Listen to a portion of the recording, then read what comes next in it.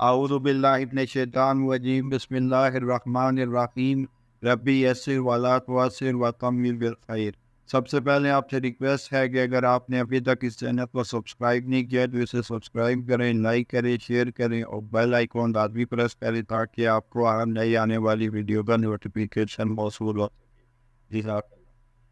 آج میں جس موضوع پر بات کروں گا وہ ہے ایک غلام کی عجیب سخاوت۔ ایک حبشی غلام باغ میں آرام کر رہا تھا کہ اس کی روٹی آ گئی۔ اس وقت حضرت عبداللہ بن جعفر رحمۃ اللہ علیہ اس کے پاس سے گزرے۔ انہوں نے دیکھا حبشی غلام کے سامنے ایک کتا بیٹھا ہے۔ غلام نے کام کرتے کرتے ایک روٹی اس کتے کے آگے ڈال دی۔ کتے نے اس روٹی کو کھا لیا اور پھر بھی وہیں کھڑا رہا۔ اس نے پھر دوسری اور تیسری روٹی بھی ڈال دی۔ اس کے لیے کل 3 ہی روٹیاں آئی تھیں۔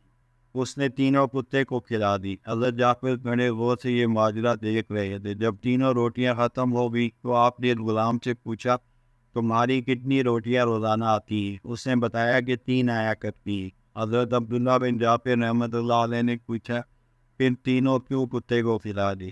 غلام نے جواب دیا حضرت یہاں جنگل میں کتے نہیں رہتے، یہ غریب بھوکا کہیں دور سے سفر کر کے آیا ہے، اس لیے مجھے اچھا نہ لگا کہ اسے ایسے ہی واپس کر۔